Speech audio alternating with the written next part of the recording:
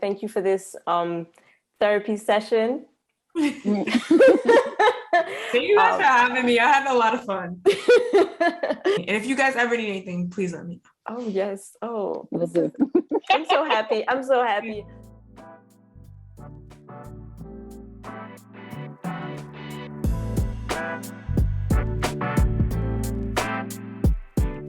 Hi, everyone, and welcome to another episode of the Alpha Female Chronicles podcast.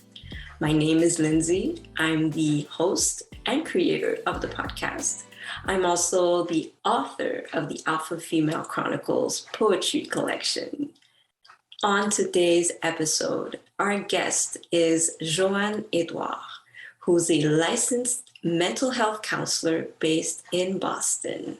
I'm joined by my good friend and collaborator, Dinny, as usual. I hope you enjoy today's conversation as much as I did. Tell me about yourself. Tell me about your practice. So my name is Joanne, and so my realm into mental health has been untraditional. I wrote a piece of a writing about how I went to therapy in secret when I was 19 years old. And so during that time, therapy wasn't as big as it is now. So and I'm Haitian, and just being able to say I need to go to therapy, that was never an option for me. So that's why I had to go in secret. So when I turned 30, I wanted to, and I actually was in school to become a therapist. And I was like, okay, I really want to actually try therapy for real. But I had a prerequisite. It's I had to be a Black person. So all my previous experiences with therapy were with white people. So I was I wanted to have a woman of color as my therapist. So I started therapy when I turned 30. I'm 33 now. So I've been in therapy for 3 years now. And I feel as I've grown, and as I've grown in my practice as a therapist, I was I wanted to start a private practice. And my therapist was oh my God, you'd be amazing. So she kind of gave me the push to be actually start a private practice. Cause I work in a school during the day. So I was I'll just work in schools. I work with kids, be their therapist, but not with adults. But she gave me that extra push, and my friends gave me the extra push. So for me, I want to create, and I try to create a safe space for women of color, but I also work with men, but particularly I work with women of color mostly, and to just be and exist, right? I feel as women of color, we don't have those spaces, right? We are always taking care of other people, right? And putting ourselves sometimes on the back burner. And I wanted to be able to give that safe space, because the same way that I got that safe space, I wanted to curate a safe space for other people as well. Oh my gosh, that's so good. That's so good. And you mentioned that at 19, you went to therapy. How did that go with your Haitian parents? How did that conversation go? So honestly, my mom didn't find out until 2021. So I wrote a piece. So I wrote because I've always wanted to be a writer. I've always written, and now the past year, 2021, I actually taken it seriously, writing articles and stuff. So I wrote a piece about my experience and going to therapy at 19. So for 11 years, my mom had no idea that I went to therapy when I was 19. So I sent her the article that I wrote, and that's how she found it. I can only envision her reaction. As a typical Haitian mom. Mm-hmm. That must have been something, right? Yeah. Experience.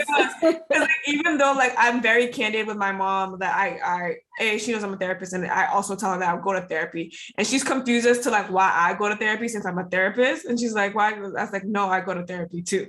But she knows what I do. I think for the longest, I tried to explain to her what I do. I still think my father does not know what I do exactly. I don't think he has grasped what I do as for work. But my mom knows what I do. My mom knows that I go to therapy. All right.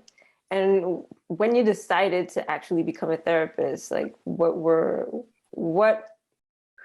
words were, I guess, how did your parents feel about your decision? Did you feel that you disappointed them with your choice of career? Yeah, so I got into counseling really late. I guess like late in, if people can see me, like it's quotes like late, right? So I went to undergrad for political science. I was a poli-sci major and a sociology minor. I thought I wanted to go to law school, took the LSATs, did pretty well, was about to apply to law school. And at 26, I was like, I don't want to do this. But I had no idea what I wanted to do. But I knew I wanted to work with kids in some way, but I wasn't sure like how I wanted to work with kids. I know I didn't want to be in the classroom. So I was like, oh, I could be a guidance counselor. So I started my career in counseling as a guidance counselor. And I started working at a middle school, but I realized in the middle school, I was doing a lot of like more mental health stuff and less like guidance counselor stuff for like college. Cause obviously they're in the sixth, seventh grade. They're not like, we're talking about college, but not like a high schooler. So I was like, let me go back. So while I was a guidance counselor, I went back for a second degree in mental health counseling. So that's like been my journey. So I've had an unconventional, like nothing about like my journey to be where I am today has been conventional. Like I've kind of had to do different avenues and ropes to be where I am today. Wow.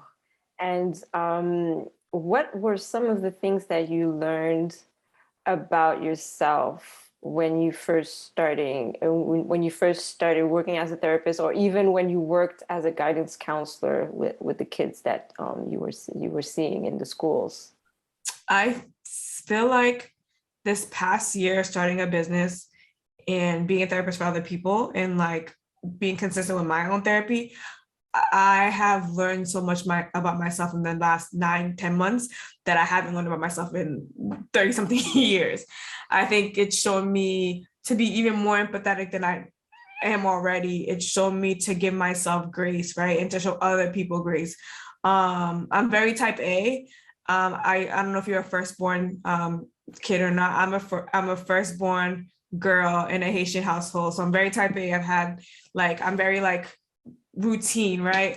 And it's kind of like, okay, like give yourself grace to kind of like fail. Cause like I didn't know how to start a business. My parents don't own businesses. They like work regular 9-to-5s. So it's again, like stretching myself in a way that I didn't think I could and even envision for myself, right? But also with like the business, it's also showed me like imposter syndrome, right? And how I face that.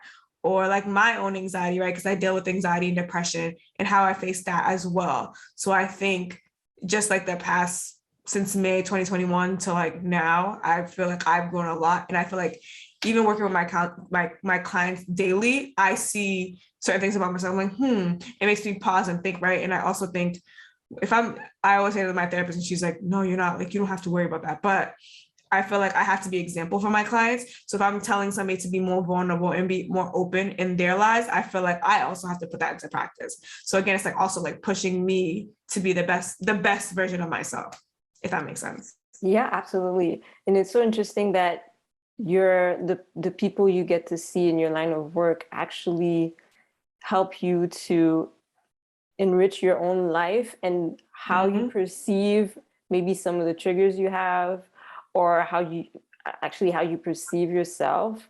I think that's so, how can I say it, gratifying, the line of work that you have. What are some of the key points that you learned as you started your business that have helped you become the entrepreneur that you are now? God, I feel like I'm learning along the way. Honestly, every day I learn something new. I think in these two things that I'm currently always working on is making time for myself and then incorporating boundaries, right? Because I do also have a full-time job and I have a full-time practice and like trying to balance like everything. So when I first started, I was seeing clients like Monday through Thursdays, Saturdays. So now like I have so Monday through Wednesdays are my private practice days and I see clients on Saturdays. And then Thursdays and Fridays are my own. Like I just, whatever that means, that they're my own nights for myself to be able to like decompress, hang out with my friends, like just be able to just live my life. I think as I continue and grow, because I think my 1-year anniversary is coming up until May. So what's that, like 3 more months? Yeah. So my 1-year anniversary is coming in 3 more months. So it's just like, okay, like what have you learned within this year as a business owner and what can you kind of tweak? And I feel like I'm at the tweaking stages right now and trying to figure out like what I need as a business owner. Like if I can relinquish some responsibilities as a business owner. And I've also started, like I think I said before, like I started picking up writing, right? So writing has been one of my like a passion project. Is like, and I want to be able to write more. But I feel like in order to do that, I need to really be consistent in my like boundaries and like what I can and cannot do. And I think that's the thing that I've been struggling with, is like thinking I can do everything. And it's like, no, girl, you can't do everything. Well, I think we all struggle with that, trying to find the right balance in our lives. It's very challenging, especially like you mentioned, you're type A. You want to do it all. You think you can do it all. You think you're Wonder Woman. You think you're Teflon, so you can, work day and night and still try to be productive. It's difficult striking that right balance when, especially, your business is still rather young, right? You're about to celebrate the first year anniversary. You have a full-time job. You have a life outside of work. Yeah. You try to have a life outside of work. I've tried. I think especially like this. And then like when I first started my business, like, and I'm Haitian, I'm crazy and I'm Haitian, right? You guys are both Haitian, correct? Yes. So you know how Haitians, like we have like 18 jobs. So when I first started my practice, I was working full time. I had a practice and I also had a part-time job at a hospital doing trauma work. So I had I was just doing too much. I was just being a typical Haitian. You had no time. No time. Like literally, like I was working every night, even Friday nights, even sometimes Sundays. So like this year, I actually quit the job, the hospital job. So like I only have like my business and my regular job. But I was doing a lot.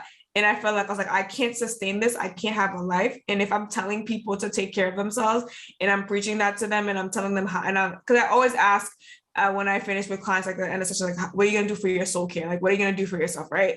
If I can't even do that for myself, like, so what kind of example am I setting if I can't even do that for myself? So I feel like those are the biggest things that I'm always working on. Is like, how do I figure that out for me? Yeah. Can we talk about why or how Haitian women have to do so much, have to have 50 million jobs? Like for myself, I know Luni is a busy woman, but I know Luni, you're on this journey of slowing. Yes. Tell us more about that. Yes, please. I would love to hear so I can get some tips. Honestly, I was just like you, Joanne. I was working full time. I was working as a part-time writer with Lindsay with another blog. I was working part-time at a restaurant. I was working as a fitness coach. I was doing so many things, and I'm a single mom. So I had like this huge, extra large hat on top of like all the other little bonnets that I was adding on to my load. And it came to a point where I started breaking down, not necessarily like noticing that that's what it was, like I had moments where I would get home, for example, on a Thursday night or on a Friday, and by the time it was time for me to go to sleep, I was not sleeping. I could I could go to bed and usually I'm very on point. Like my phone does not ring after 10 p.m. My phone, yeah, I have the oh wow, that's good. The sleep, yeah, but it's something that's always been like it's always been on, right? Like it's a default setting for me on my phone. I tell people like don't call me after 10, my phone doesn't ring, and my phone is always on like silent and stuff like that. So I would like be good about going to bed at like 10, and I would be staring at the ceiling for hours and hours, or I'd fall asleep right away, and then 2:00 in the morning I'd be up. And mind you, like I have like a full day. I would wake up at 6:00 and I'd be like running until like 10, 11 sometimes. And those little things started happening, breaking downs. I started fainting for no reason, right? And I did like all the tests possible. The doctors were like, well, you're like fully healthy. Like, we don't know what to tell you. You're not overweight. You don't have diabetes. You don't have like any little possible causes that would present themselves would be resolved by the time they get the test and do another like follow-up. So it took, I don't know what happened. No, I know what happened. After like a couple nights of insomnia, like for a few weeks and almost like a few months going like this, I remember one time like a thought crossed my mind. And that was kind of like the ring that I needed to say, you know what, like maybe you're doing too much. Maybe you need to talk to somebody because this is not good. I would like wake up crying in the middle of the night out of nowhere, things like that. Like, like just when you, because as women, as Black women, talking about how you're feeling, talking about your emotions, saying that you're tired, these are the type of things that people would kind of like just brush off, oh no, like you have Saturday off, you can you can rest then, or things like that. And it's always feeling like you can't necessarily express yourself about like how you're feeling emotionally and physically. And I was exhausted. And even my mom started noticing too. She would, because I'm somebody that's always on the go, she was used to seeing me like that. If I was at home on a Saturday, not cooking, not cleaning, in bed, not doing anything, she really thought I was sick. And I'm like, you know what? I'm actually sick. And I had to go and see a therapist who had me evaluate like the value of everything that I was doing and seeing, like, what's the value of this for you? What's the purpose? Is it doing you any good? And with that assessment that took a few months of like weekly visits, I came to the conclusion that, what, I don't need all these things. I actually have a good job already. So why am I doing all this? And I'm taking time away from the time that I can spend with my daughter doing all these things for other people. And now that I'm breaking down, nobody's picking up the phone and telling me, oh my God, Lidney, are you okay? Like, you seem tired. What can I help you with? Is there anything that I can do for you? So that's when I decided, you know what, I'm going to let go of all the other stuff that I actually don't need to do. It's not a necessity. And this year is the first year that I like of complete year of like the full scale back, where I only have like to manage myself, my full-time job, and my daughter. And I honestly have not slept better. I feel better. Of course, I have like moments where, the doubt comes in and you're like, oh my God, should I be doing more? And like, especially now, it seems like everybody's like popping off, everybody's doing amazing things. And you're like, oh my God, am I missing out on something? There's something that I should be doing. And then I kind of have to like pull myself back and say, no, like take this time for yourself. Take this time to actually evaluate, if it is that you want to do something, what is it that you want to do? Make a plan, see how it can concretely integrate your routine without disrupting it, without taking too much time. So it's definitely a process, and you will feel guilty. That's something that I had to compose with also is the art of saying no, like, oh, sorry, like, and not explaining also. We always feel the need to justify, especially as Black women, if you're not doing something, there's a problem. And you're like, you always feel the need to like justify, oh, I'll do it later. Or, I have this, but no, it's okay to just say no, like I need time for myself. I need time to rest. This is part of my self-care. Yeah. I love that. Self-care, we don't think of it as time to rest or to just unplug and not doing anything or just being at home, enjoying your home. When you think about the amount of money you spend on rent and you're never home because you're doing 50 million things, and your home is supposed to be your safe haven, the place where you kind of you can fill yourself back up, right?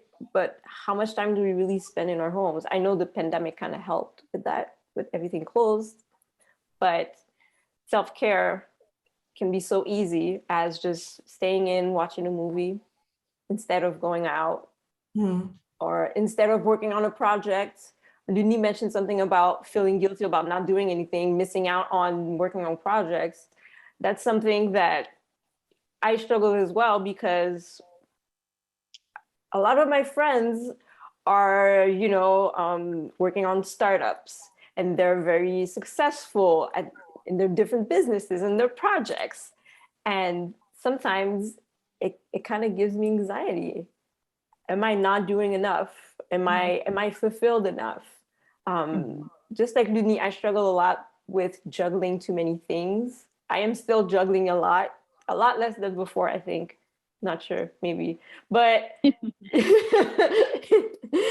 I released my book September 2020. It was still the pandemic. A lot of things were closed.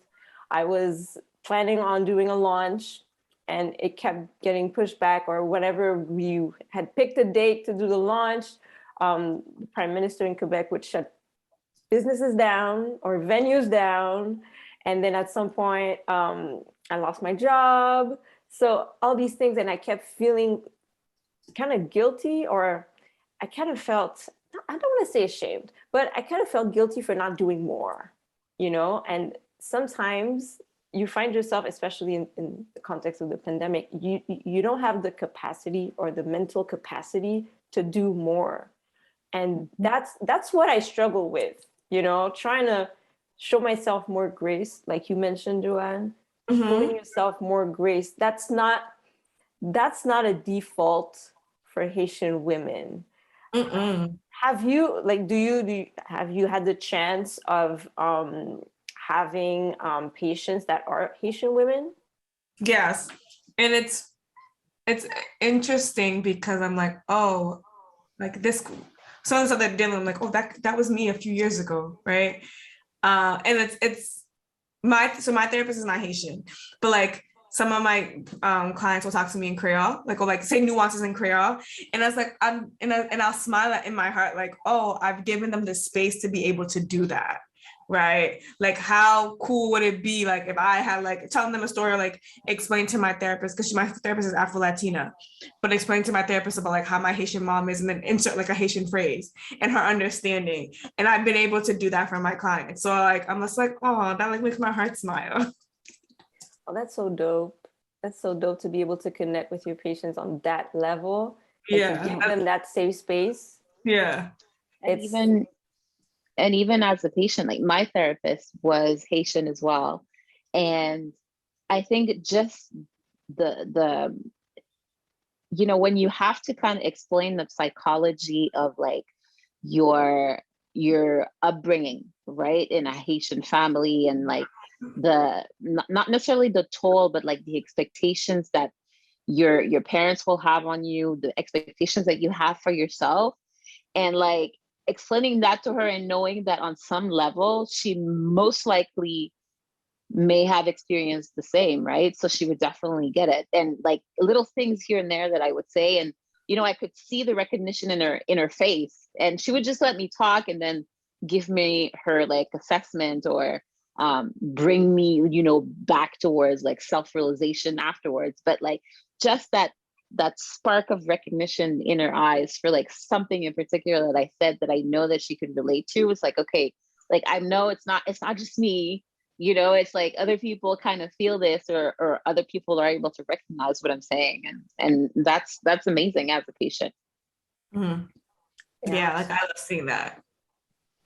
So that's so cool that you're able to help your people, help your people and allow them to regain their voice. Because like Dinny mentioned, a lot of times as Haitian women, when we try to explain to other people how exhausted we are, or how overworked we are, or when we're worried, or even when they see us just doing too much and they just assume that it's normal, we kind of lose our voice, like our ability to just say, hey, I'm still human. I know you expect me to be able to do it all, because that's what you've always known all your life about Haitian women. But slowly but surely, like, I'm kind of dying inside a little bit, as every day goes by and I have more on my plate. I have a lot less joy. I have a lot less peace in my heart. But I don't have the vocabulary to express it, or I don't have the platform to express how I'm feeling without feeling judged or criticized, you know, Guilty. guilty, because people just assume that we're supposed to do it all. We're supposed to carry so many burdens, you know? Joanne, I want to talk to you about some of the coping skills that we lack as Haitian women. What do you recommend your female Haitian patients to do when they feel overwhelmed, overworked, or they deal with anxiety? So the first thing in my head that popped up is like saying no. I think as Haitian women, we just want to be able to do everything. Or we've seen our moms or our aunts do everything. So then it's like, okay, I have to do everything, right? I used to always joke with my friends, like, oh, like a Haitian wife is like wakes up at 5 o'clock on a Saturday morning to clean, like wash meat, clean, and do all these things before everybody's up, right? And like in the times that we're living as millennials, like who has time for that? I think it's like even paying for convenience. I have this Haitian client. She's like, yeah, I just hired a cleaner and I hired an organizer. And my parents looked at me and gave me a side eye. She's like, but I didn't care because I'm paying for the convenience. And it's like, I always tell my friends, I think this year in particular, I'm a proponent of Black girl luxury, right? Why can't Black girls have nice things? Why do we always have to struggle, right? Like, why can't we want like a nice handbag? And it's like, why is she getting that? Or why is she spending that much money? Like, why can't I have that? So Black girl luxury can be like, I'm just gonna hire a cleaner every other month to clean my house. Like, it alleviates stress. Like, but why can't I have nice things? Like, why do I always have to struggle? Right. Oh my gosh, I have to say this. Myself to have these things. Yes. Exactly. I have to say this. Last year, I think it was in February, we get as much snow as you guys get in the winter. Mm-hmm. And last year I got fed up and I was like, you know what? I'm not going to shovel. I will hire someone to shovel for me. And that changed my life. Mm-hmm. That changed my life. And every time I see like a huge snowstorm, I'm like, nope. I'm going to make sure my budget is right. I'm going to hire someone, have someone on call, and, you know, just send them a message, and that's it. I'm not shoveling. I support that. I support anything like, and the thing is like, I actually was talking to my therapist about this, right? I really saw, like, I wanted this bag for like, since 2015, right? So I finally had the chance to get this designer bag. And I felt so guilty buying it. Because the Haitian person in me is like, you could spend this money on this bill or put it in savings. And I remember like last week I called my mom and I told her I got it. And she's like, And she's like, you know how the Haitians, like, and she's like, but you should be saving money. And again, like, why should I feel guilty for spending money for me, right? I work really hard. And it's not like I'm just like frivolously spending money. Like, why do I have to feel guilty because I'm spending something for myself, right? And I think that's something that I'm constantly working on. I was like, I shouldn't feel guilty if I want to treat myself, right? Or there should not be a limit if I can afford it to treat myself for something. Yeah. Because our counterparts, our white counterparts, they get to do that all the time. Mm-hmm. So like, why can't we? I feel like our identity as Haitian women is so embedded with struggle, always struggle. So it's hard to detach ourselves from that because it's passed on from generation to generation. You know, you've seen your mom struggle, your auntie, your grandma. You heard stories of your great grandma struggling. You know, you see your cousins struggling. You see your sisters struggling. So you're like, oh, okay, I guess that's my life. You know, And you know, it even goes further than that. Like for some reason, Haitian, like the Haitian kinfolk, we have a problem with simple luxury. Like I remember, like I have one of my aunts, one of my sisters, my mom's sister. She's always been like the rebel. She's always been the aunt that had nice things that would be jetting off like to cruises in Europe, to trips in Martinique, Guadeloupe. She'd be always somewhere, right? And it was something that I always admire. And I actually got my love of traveling from her. But at the same time, on the other side, sometimes like you would have like a family reunion. And for example, she wouldn't be there because she's traveling, and you would have family members talking about the fact that she's off. Oh, look at what she's doing. Oh, this is, she's wasting her time, wasting her life and stuff like that. And I'm like, but why is it so bad though? Like you would spend 5, 10, 20 years just like overworking yourself. Mm-hmm. And by the time you're able to actually enjoy the fruits of your labor, you're like too tired to sightsee. Or Like, or you're too sick. Yeah, you're sick. exactly. And I it's something that I remember telling my mom, because we went to a simple trip to New York, right? And it was one of those trips where I put my foot down. I told my parents, I am not sleeping at anybody's house. I already booked a hotel. You can come with me or I'll drop you off and I'll see you in a few days. And my parents were like, okay, fine. Like we'll go with you.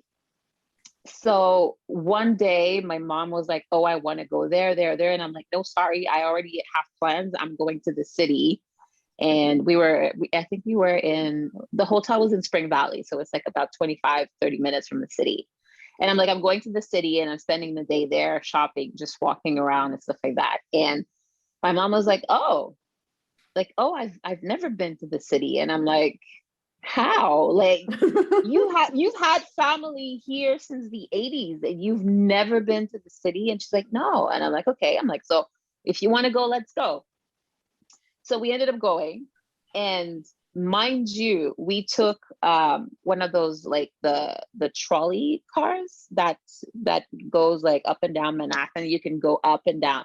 You can jump up and off and on. Sorry, from it at any point and just like walk around and stuff like that. And honestly, after like 20 minutes, my mom was exhausted. She was tired, and she's like, "Oh, I can't walk so much anymore." And I'm like, "You aren't like." This is a leisure trip, and you see like you spent so many years working and like breaking your body down that now like you're at a point where you can't even walk like 20 minutes consistently without complaining and needing to rest. And it's not as if like we're sightseeing, we're just walking around in the streets, right? It's just like simple, going in and out of stores. We weren't even really shopping, and she couldn't even enjoy that moment. So I'm like, at that point for me, it was like, you know what, like I make it a point that to travel and, disconnect and enjoy myself. And even if I have to work all year for that one trip, I am going to work all year for that one trip and enjoy the heck out of it. And come back and go straight to work, because that's my moment. And it's the luxury that I'm affording myself. Like I'm a very simple person. I don't really like expensive things and stuff like that, but traveling, listen, guilt-free, I'll do it. It's such a nice luxury to, just escaping from your day-to-day, escaping from work, from your daily stress. And it's often a luxury that our parents don't really indulge in. Like my mom came to Canada in 1976. She only went back to Haiti in 2013 because of a mission trip with my church. Other than that, she had never taken a plane. Really? Yeah. And she has gone to New York, like by bus, whatever, but she'd never taken a plane. Like she's never taken a trip, just to enjoy herself, to kick back, relax, finally enjoy the fruits of her labor, since she's retired. And that's something that I notice in a lot of Haitian parents, Haitian mothers, they've worked so hard for their kids. They worked so many years, and sometimes they had 2 jobs, just to be able to send their kids to private school and to afford all the things that they weren't afforded growing up in Haiti. They did all of that to give all those things to their kids. And now our generation, like we're really like pushing our parents to live it up, enjoy life, you know. I remember there was a time my mom decided to change all the furniture in the living room. My mom indulges in a little bit of luxury. Like she would go shopping and buy some nice jewelry. And that year she decided, okay, I'm remodeling the whole living room. Like she bought everything new. And I remember thinking, good for you, mom. Good for you. Good for you. You deserve it. You know, nice things. You know, you work so hard, you sacrifice so much. And that's one thing that we do a lot. We sacrifice a lot. Sacrifice our peace, our physical health. You know, one thing that you mentioned, Ludni, is that at some point, you know, our moms, you know, they work so hard that they're not even able to enjoy little like life's pleasures, like walking around the city, shopping. And a lot of moms, they've developed like heart problems and, you know, high cholesterol, high blood pressure, all these things, you know, because they were so overworked. And sometimes that worries me because, and sometimes that becomes a sort of alarm in my mind to tell myself, okay, if you want to age gracefully and in a healthy way, you can't be working that hard right now. And sometimes the thought of not being able to enjoy my later years or whatever, that's what snaps me back to reality. But it's still difficult to pace myself and not have this mentality of being an overachiever. I need to do this and this and accomplish this, to, you know, to be a fulfilled woman. And I need to be like that. Joanne, when you mentioned this idea that we have of like a typical Haitian woman who wakes up at 5 and she cleans her meat, she cleans her apartment, she folds the laundry, and by 8 o'clock, her hair is washed, you know, I can barely wake up at 8 on the weekends. I can barely wake up early during the week to get ready to go to work. And sometimes that makes me feel unaccomplished as a Black woman. Mm-hmm. Yeah, I can totally agree. And that happened to me this past weekend.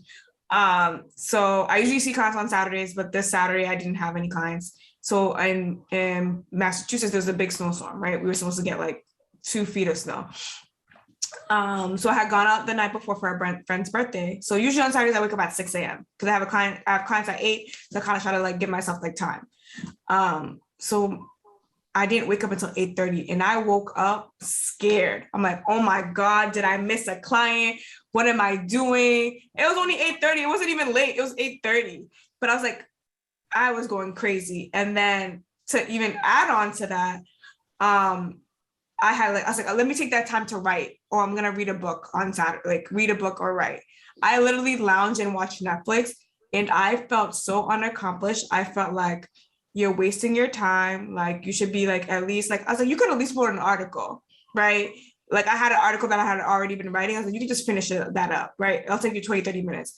And I think my body was just really telling me like, girl, just chill. Cause I just had no motivation to do anything else but lay in bed and just like chill. Like I didn't even get up out of the bed until like 4 o'clock. Oh my gosh. And I think that's what my body needed because I had been going, I think that week, and I was like, okay, girl, like that week, I think I had like 12 clients in a row. Like I worked a full-time job. Like I wasn't lazy, but in my head, I thought I was being lazy. And that was a narrative that I was telling myself. Yeah, it's difficult to not think of ourselves as lazy when we're so used to being on the go all the time, having so many things on our to-do lists. I think sometimes, you know, a lot of people say you should make yourself a to-do list so you make sure you're on top of everything you do. But to-do lists, like they stress me out.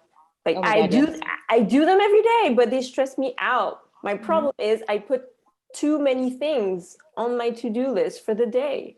And if I don't accomplish all of them, I'll be like, well, there it is. I'm not capable. Failure. I don't have it in me. I'm a failure. I failed today. My day was not productive because I only did 2 things on my list. But mind you, the 2 things I did are like major, like I washed my hair, you know, it took me 3 hours. You know, I cleaned my apartment, it took me an hour and a half. That's pretty big, you know? It's okay. It's okay that I didn't cook. You know, I didn't cook meals for the week. I didn't do my meal prep. You know, I didn't go do my errands or whatever. But, you know, hair is washed and an apartment is clean. That's like, you know, hygiene. You know? So it's kind of hard to, I guess, again, show ourselves some grace. And listening to our body too. I think that's another one that we kind of, I think we're getting better at, right? And like allowing ourselves to disconnect and recognizing when your body is telling you, hey, sister, like you slept 8 hours, but like I need more. So you either give me more or I'm going to give you a headache to deal with for the rest of it. You know, like things like that, that we have such a hard time recognizing when our body is trying to telling us something, you know, and that comes with like a slew of other things, you know, like missing signs. Sometimes like I have my mom talking to like, my mom is older. She's gonna be 60, she's gonna be 65 soon. And my dad is in his 70s. And sometimes like they talk about people that like from one day to the next, like they realize that they have like a bad disease and they had no idea, right? And I'm like, and I keep telling every time we have discussions like that, I'm like, I tell my mom like it's impossible that they had no idea. I'm like, they went on ignoring signs that their body was telling them and leaving that disease being undiagnosed, you know, like that twinge that you keep feeling. It's not just a gas, like they say. Not everything is gas. Okay? Exactly. It's not a gas. It's something more serious. Go to a doctor, you know, like take care of yourself. Oh, non par tea. No, like it's not about drinking tea. Like this needs a doctor's appointment and things like, and I keep telling, and my own parents also sometimes like they're older, so they are still within that mentality where like everything is like it's like some like tea leaves that they'll boil and it'll fix all their problems. And me and my sister's a nurse, so for her she's like you know, she recognizes the signs, and I'm a Grey's Anatomy doctor in my head. So you know, like sometimes I'll tell my mom, you know what, I don't know, like I think you should call your doctor, get it checked out, and you know, see what he says. And she's like, oh no, pa malade. And I'm like, it's not about not being sick. It's about making sure that you're healthy. Yeah. Like there's a difference, you know. So yeah, my mom has a problem with Haitians that think that everything is gas. You know, she'd be like, yes, sir. Tout ba say gas. Wa get on connaît. Because it's, you know, it's we're laughing, it's funny, but you know, we've heard of situations where people we know downplayed their symptoms and it turned out to be like cancer, heart disease, you know, even other mental health issues. You know, when you see someone close to you who's always dealing with anxiety, but you try to tell them like, you know, this is serious. You know, I've seen you like acting a certain way and it's happened before, like what's going on? And they kind of brush it off, you know, thinking that, oh, they can handle it, or it's just like, well, whatever, that's just how I am, and blah, blah, blah, blah. But, you know, that's something we often like don't talk about in the Haitian community, like anxiety, you know, when sometimes it paralyzes you, you know, you get like panicky, like you can't think straight. I wanted to talk about, Joanne, some of the affirmations that you have on your Instagram page. I read a few of them, and the first one I read, I was like, oh, this is speaking to my soul. You mentioned a lot, you talk a lot about anxiety, and those affirmations that I read, they're really a way to kind of soothe those moments of stress that we might be feeling in a day or in a period of our lives. I just want to read a few of the affirmations that are on your Instagram page. The first one that I read, I deserve to be seen and heard. I am deserving of peace. I deserve to take up space. Like I said, That's not my favorites. whew. So can you unpack these three statements for us, and how to apply that in our lives? So fun fact about like the affirmation. So I think one of my friends is like, how do you come up with these affirmations? And I tell her, which is the truth, is that I figure out what I need, right? That day or that week that I need to hear. And that's how I base off the affirmations that I post out. Is like, what do I need to hear? What am I lacking, right?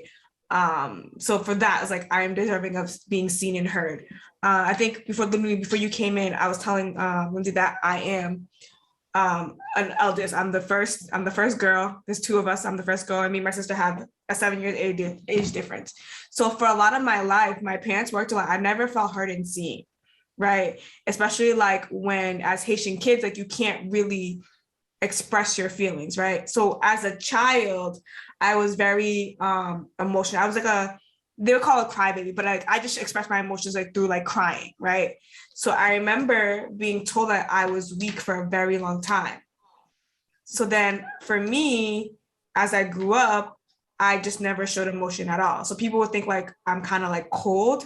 It's because when I was able to express my emotions, I was told that I was weak, and that was seen as a bad thing.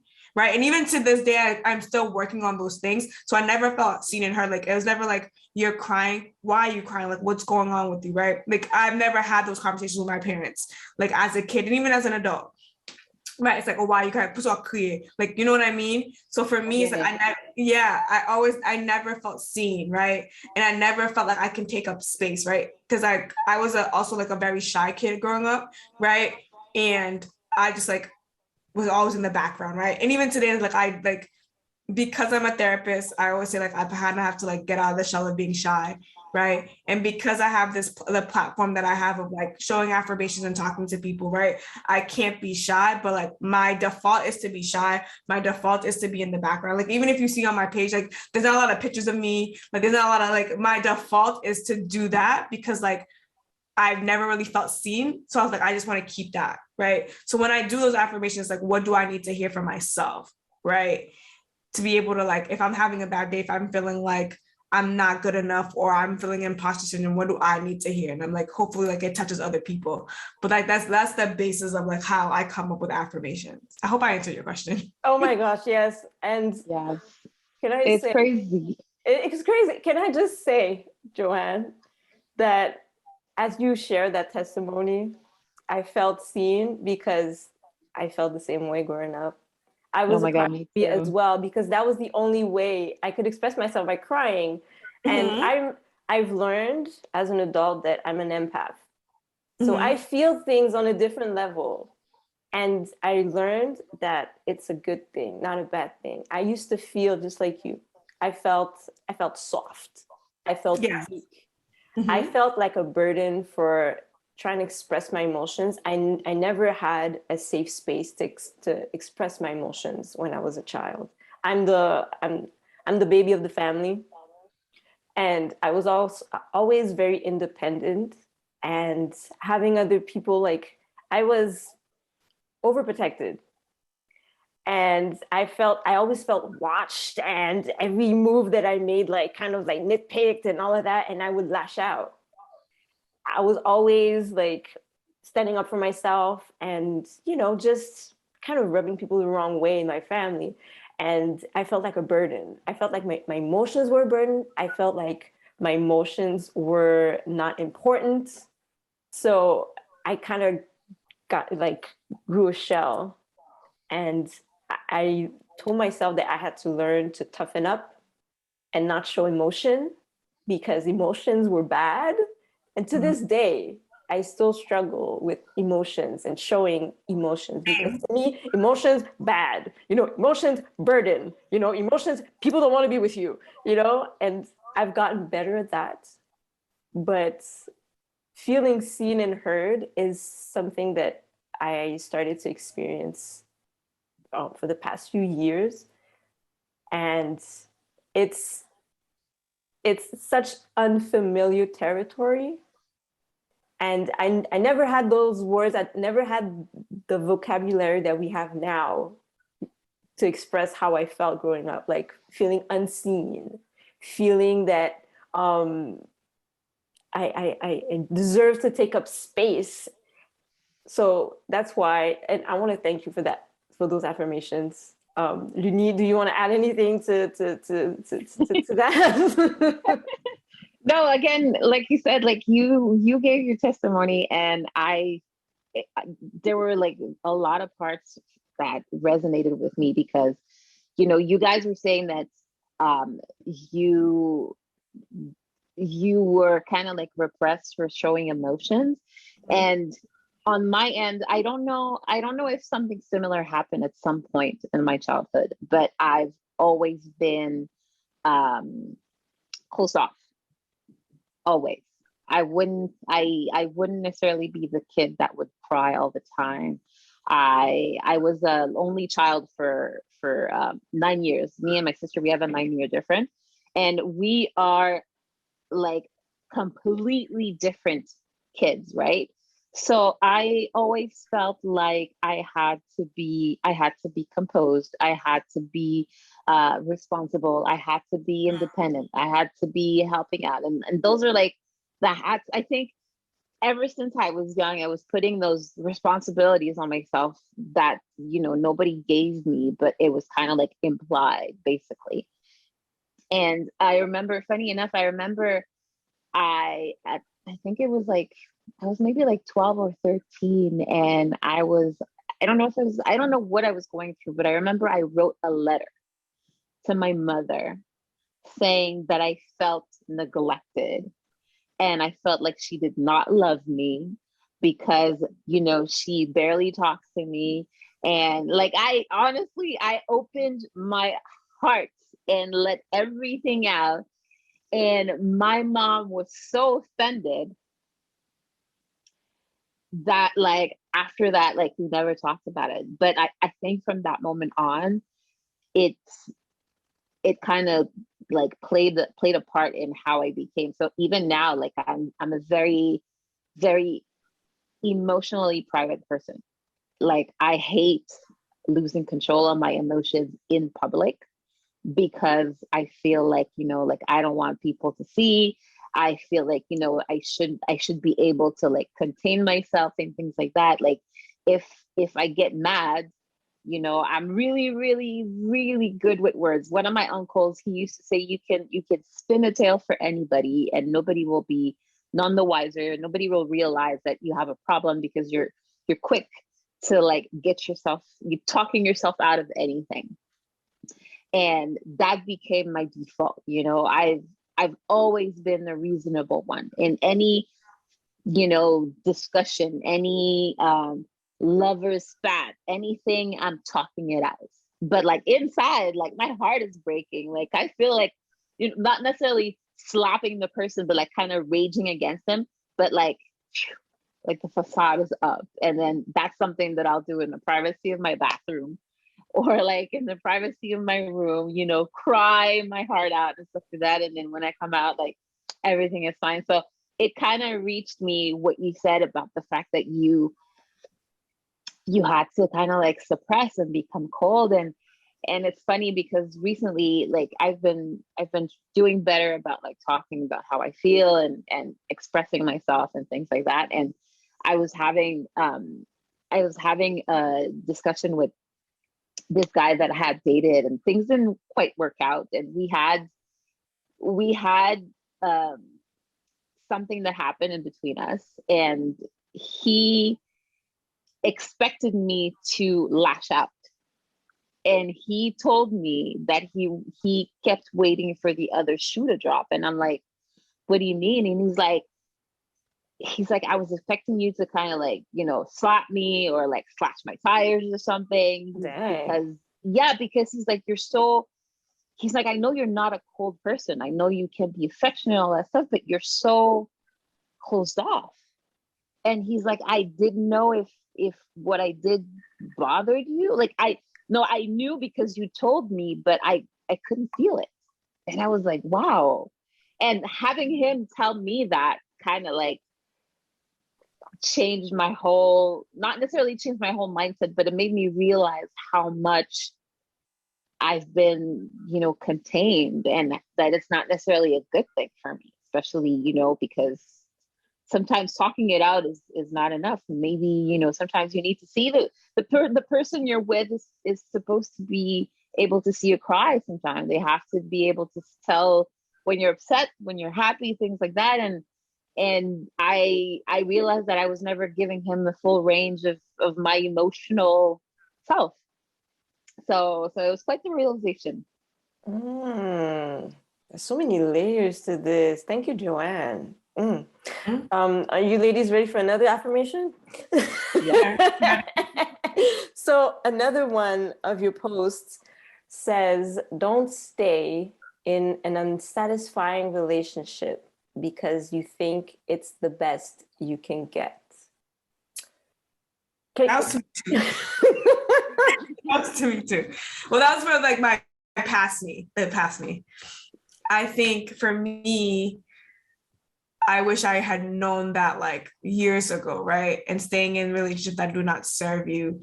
I think coming from a Haitian household and like, I didn't know many people who like got divorced, right? Like Haitian household is like, even if it's a dysfunctional, even if the parents are not like the best in terms, like you stay together. So for me, that's how I thought. I was like, you have to be ride or die, right? Regardless if you're getting your needs met, regardless if you're getting your emotional needs met, regardless of like whatever's going on, you need to stay as long as you can, right? So I think that's what I've done in the past in dating relationships. And I think it's also like, after being removed from it, it's like, I didn't have the self-esteem that I needed to walk away, right? I didn't see myself as being an amazing person, right? I saw myself as like, okay, like if I continue to do X, Y, and Z, maybe they'll see how amazing I am, right? And that validation. But that's never going to be enough for somebody who's never going to see that. And I had to realize that I learned the hard way of that, right?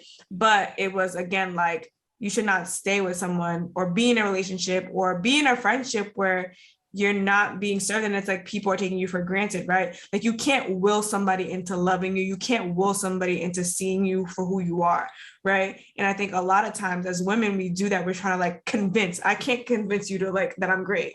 If you don't see it, you don't see it. But I think I was for a very long time in that. Let me go on that convincing campaign. Like I need to convince you. And like I realized like that's not how it works. It took me a while. That's not how it works. I've struggled with that as well. And being in situations. We all. Yeah. When you find yourself in a situationship where you feel like you're a candidate to them and they have to somehow assess all kinds of criteria about yourself to see if, okay, is she worth it? Is she exactly what I'm looking for? Or feeling like not only you feel like you're not good enough, that you're lacking some things that would make that person spend more time with you, or even just feel the need to check up on you during the day, or the little things that we're not getting is, those are telltale signs of how the relationship is going to go, and those are red flags. Too many times I found myself in situations where I felt that I had to prove myself. I had to prove that I'm the one, that I would be the best girlfriend, that I will change your life, that my outpouring of love will change the way you see me. And that's, I just wasted time doing that, and it's hard when I look back on all those situationships that I was in or relationships that I was in and see that I didn't see the value in myself. I didn't see really the urgency of stepping away from those relationships. You know, like you said, Joanne, like, okay, you kind of find someone you like, so you want to write it out. You know, at least you have someone. You know, it's better than nothing, but you're actually missing out on what's actually for you. It's Mhm. out there, you know, you're staying stuck in this situation that doesn't serve you any, like, it doesn't serve any purpose, it doesn't do you any good. So there's one expression that I'm hearing a lot, either on podcasts or I'm seeing a lot online, and it's trauma bonds. Mhm. Could you explain to us exactly what those are, what trauma bonds are? So for example, let's say you are dating someone, or friendships, right? Because trauma bonds can be in friendships, right? And you and your friend have like daddy issues, right? So you bond over those like trauma, right? And, or let's say if you both have experienced sexual abuse, like you bond over those traumas. And sometimes a lot of relationships are built on trauma bonds, right? Like you're fulfilling, like my dad or my mom wasn't in my life, so let's get together, right? And like let's try to fulfill those things with each other. And that's like, no, like you guys have to kind of like heal separately. Just because you've gone through similar things doesn't mean you guys can't be together, but that can't be the catalyst of like what holds you guys together, right? Because it's like you are bonding in this trauma, and like how effective, right, are you really healing if you're just like bonding on the trauma that you guys both have? Right. And yeah, I can see how some of the relationships I've had may have been trauma bonds. Mhm. And it's funny, again, now we have the vocabulary to express exactly the things that we've experienced, like with trauma bond, you know. Maybe a few years ago we would just say, well, you know, we share similar experiences, or Mhm. you know, we've had the same upbringing, or blah blah blah. Now we know, like, there's a label for that. It's trauma bonds. Thank you for that explanation. It's very insightful. You know, we're growing during this episode. We're growing and we're learning. Definitely are. I'm loving it. So there's another affirmation that I read on your Instagram page, and that one, I guess it speaks to all of us. I will honor myself by listening to my body. So I mean, I can imagine what inspired you to create, to post that affirmation, but could we get a bit more intel on how that affirmation came to be? I think it's probably one of my many tired Mondays, right? Because I create them Sunday nights or Monday mornings. But like when I'm really tired or stressed, I realized it happened a couple of years ago. Like I started having a crazy eye twitch, right? And so like my whole life, I've always been like super busy, right? Like I went to grad school, had a full-time job, went to school full-time, had an internship. Like I've always been busy. But like I think the last couple of years, I think when I was like working like 34 hours a week at another job and like all these things, my eye would twitch.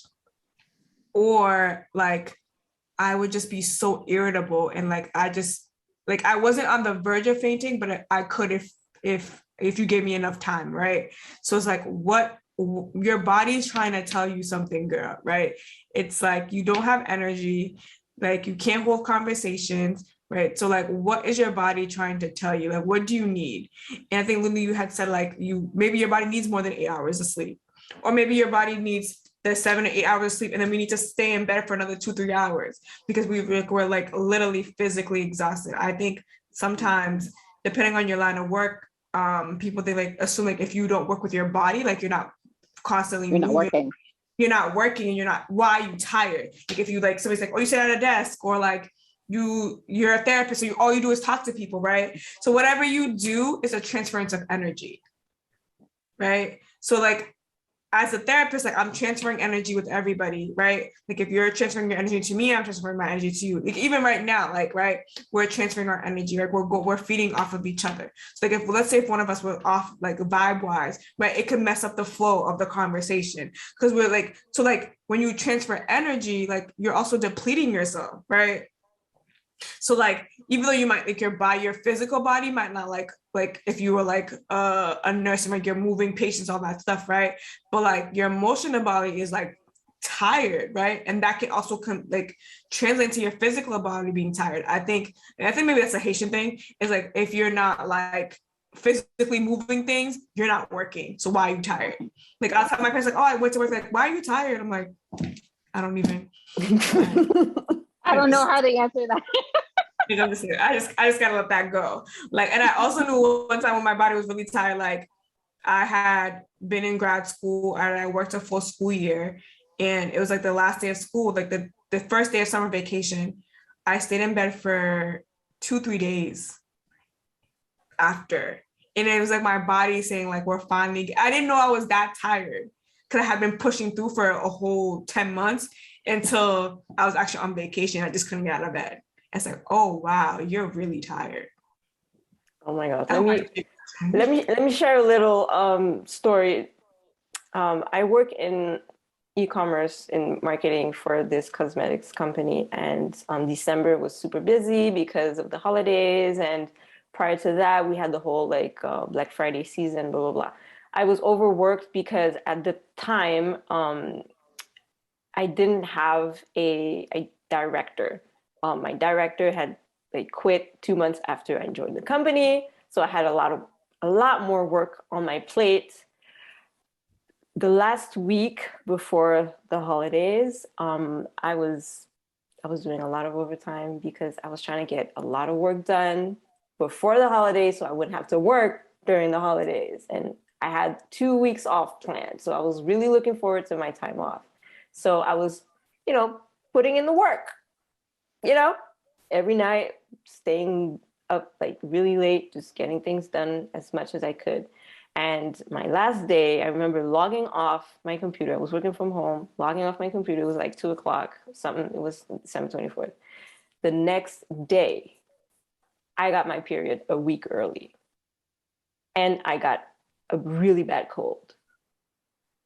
I spent my whole holiday season just sick because my body was like, oh, okay. You want to mistreat me? Okay. Think you're Wonder Woman? Okay. Yeah, I'm about to shut everything down.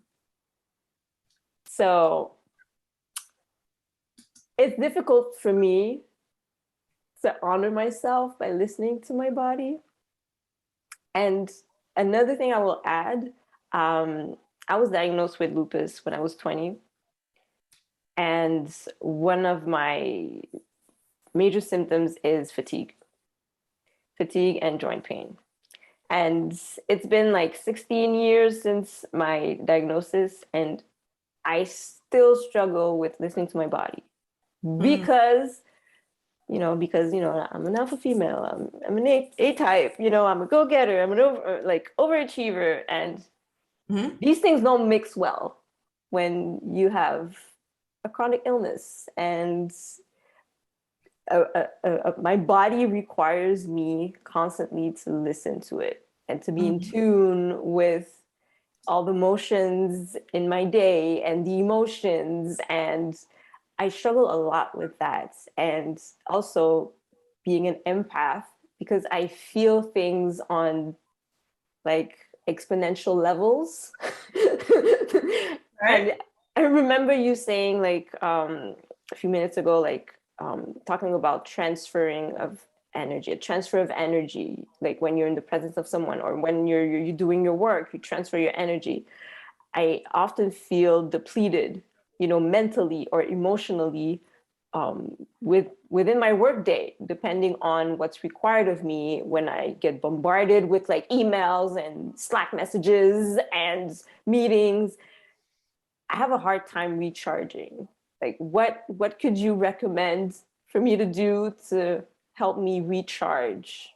Some of the things that I like to do, and sometimes I'll recommend to clients, is like sometimes I'll just turn my phone off or like airplane mode, right? And I'll just I just need to take an hour to myself where I don't speak to anybody, right? And I can just like literally like listen to a podcast, like take a walk, right? Taking walks like clear your mind. Like those are also really helpful to me.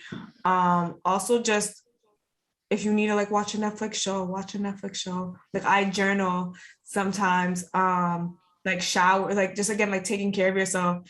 And like sometimes like I need to get a massage, right? I have a massage planned like in 2 weeks, and I'm so excited because I was like, I just need to like do something for my actual like body, like my body, like my body just hurts. I'm like, I'm too young to be having like these type of body pains. Right. So there's like the things that I know that I like to do. But again, like the turning off my phone, because like literally like you can't contact me. Like I feel like I don't know if you guys like my mom will call me and I feel like it's always something that she needs me to do. Or Oh like my gosh, yes. yeah. Or like people just calling you and you're a mom and you know like sometimes like people just constantly are asking you of to do something for them, right? It's like how are you doing for a second and like, oh, can you do this? It's like, but do you really want to know how I'm doing? Like, because like in other aspects of my life, I'm doing so many things for other people. It's like, and then you're adding on to like onto other things that I'm doing for other people, right? Can I just like have this moment for myself? Sometimes I really just turn off my phone because I'm just like, I can't. I just cannot. Yeah, that's good. I'm gonna do that Yeah. more. I'm gonna do Yeah, that it's more. definitely important to be more attuned to your body. I remember I worked for a major financial institution, and I think that was like one of the key things that I kind of recognized that became like non-negotiable for me. I was working at the time, I was working in a call center, and you know how it is. Like once one person gets the flu, like it will spread within like a few days. And one of my colleagues showed up to work. He was literally, he's a non-person of color. He was literally green. He was sick. He had a fever. And instead of returning him home, the manager had him sit in the corner. And mind you, when you're sick like that, you're not productive. He could barely like talk on the phone. And it was like, what kind of manager would allow this? You know, where if you're sick, you're so minded on working that you actually choose to come to work, and then you know nobody cares about your health. And one of my best friends, she told me that one day. She's like, Lindy, you have to listen to your body. If you're sick, stay home, stay in bed, because the minute you leave your house to get to work, that commute that you're doing, the responsibility of your life is God's. If you fall in the street or anything like that, your job is not going to come and pick you up and bring you to a hospital. No, somebody else is going to have to take the responsibility to call an ambulance for you, and then you're going to have to call your job like later that day or like a few days later to explain, well, this is such and such happened, right? And from that point on, I remember telling myself, you know what, like, screw this. If I am sick, fever, flu, whatever it is, I am staying home.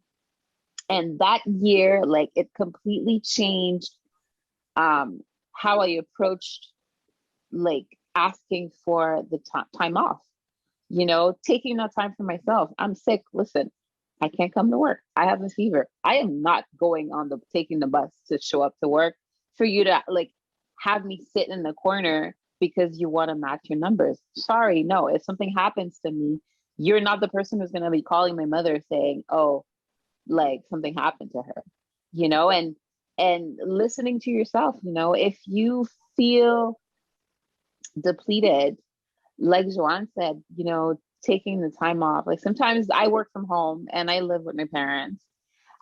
So this is a whole other dynamic. Sometimes like I'll be sitting on my desk working in the middle of a call, and then you have one of my parents come down asking for a favor. Oh, and or like coming with their phone to show me something, and I'm like, I am in the middle of something here. Like I can't help you. Or they come down and they're talking on the phone, and I'm like, people, this is my space. This is my workspace. Like, I understand I'm still in my PJs, but like, I am still working. And just, you know, like being vocal about what you need to. That's another thing. Sometimes like I'll be sitting at my desk and I need to disconnect, you know, like especially for me, like I honestly Mondays is the only days where like I don't have to be on like a conference call or in a meeting. It's the only day out of the week. So generally, like throughout the week when I have meetings, you'll see me. I am up, I'm in the kitchen, I am walking back and forth just because I need to kind of like move around. If not, I feel like my head is going to explode. And those are the days, funny enough, those are the days that I am a lot more productive. I feel like I do so much more out of my day because I take these little moments here and there to kind of like pull myself back, assess, rest. The same where like they say, like if you're working at a computer and you wear glasses, to like shift your gaze away, to kind of recalibrate your vision. It's the same with your brain. It's the same for your body, recalibrate your body, take little moments here and there. And if the little moments are not enough, take a big moment, schedule a day off. Listen, you get paid for them, take it. Take it. That's it. Yeah. Using days off, like I agree. sick days. Yeah. It's a luxury for some people because a lot of companies don't offer that. But Yeah. if your company offers them, take one. it. Take your vacation days. One of my sisters, she's always had really like, I don't say glamorous jobs, but she's worked for production studios and a lot of like that she used to go to a lot of festivals, film festivals, and she would travel a lot, and she would just rack up vacation days.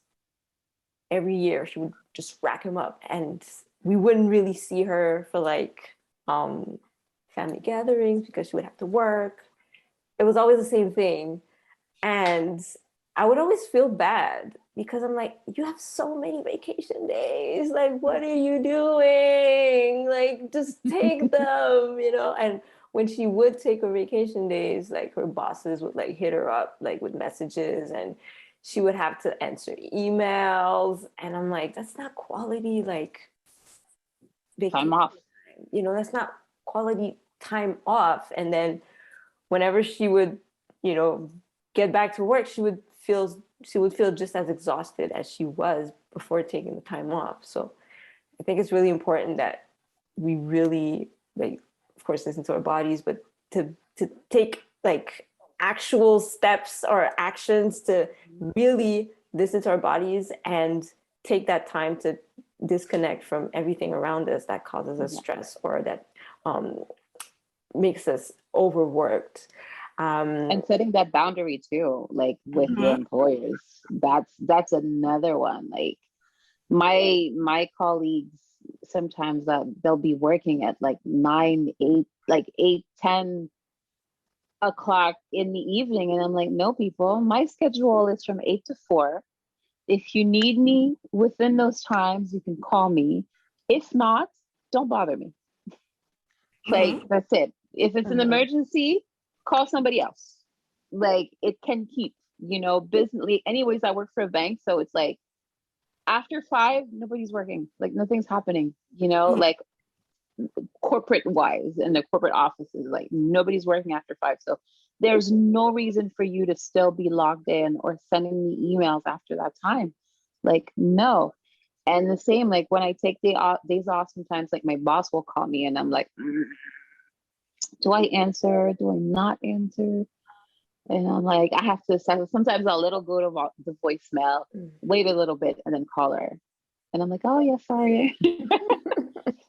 I wasn't close to my phone. I'm out. Is there something that I can help you with? I'm away from my computer. Like, I tell her right away, like, if it's something that you need me to do for you, like, my computer's not close to me. Just because, like, as soon as you let, that little crack in the door, you create that habit, they will, like, go a mile long and always take advantage of it. And then when it's time for you to actually, like, create time for yourself, you're not able to establish that boundary because they're like, well, what do you mean you need time off? Like, yeah, I need time off. What do you need? What do you mean you're going on vacation? And like, you'll hear like those little comments like, who approved this? Like, you guys paid me. You guys paid me for those vacation times. I'm supposed to take them. Mhm. right? And it's like, okay, so now you're trying to make me feel bad for taking that time for myself. Like, don't you want me to be more productive? Well, your rest comes at a cost. It does, apparently. It does. All right. So as we wrap up this discussion, Joanne, I want to ask you, what is your wish for Black women, and more specifically for Haitian women? Oh, so much. I want them to be able to just take up space and not feel guilty for taking up space. I want Black women to take up space unapologetically. I want Black women to be able to experience Black girl luxury, right? And whatever they define as luxury, and not feel bad about it. I want Black women to know, like, and I think from the I don't know if you guys watch Insecure, that we can have it all, because other like white women seem like they can have it all. Why can't we have it all, right? And having it all and not feeling bad about it, right? And you can define what having it all means to you, whether that's the family, whether that's the business, whether that's the career, like having it all, you define what having it all is. And I want Black women to be able to say, like, I can have it all and actually go for it. So that's my hope and my prayer. Joanne, thank you so much. Yes, anytime. It's a pleasure to be talking to a Black therapist, a Haitian therapist, because that's something that I think that we need more of, especially since, I mean, I've noticed there's a lot more discussion about mental health and self-care within the Black community. And we need people like you to give us that safe space where we can talk about, you know, generational trauma, and you get it. You know, we can talk about stuff that we've experienced, you know, as Black women, as Haitian women, and you just get it. So your presence is necessary. Your work is necessary. I'm sure you know that. I'm sure you know that the work you do is purpose driven, and I hope that, you know, your business is going to continue to grow and do well, and that you'll have, you know, the opportunity to touch many, many people with your work. Like I said, your work is so necessary. You know, your presence is so necessary. So I'm happy you had a good time. I did. That's all for today's episode. I hope you enjoyed it. Make sure you follow Joanne on Instagram at Therapy with Jo, and also check out her website at www.joanneedouard.com. And make sure you grab your copy of the Alpha Female Chronicles poetry collection. On that note, take care, stay safe, and we'll see you next time.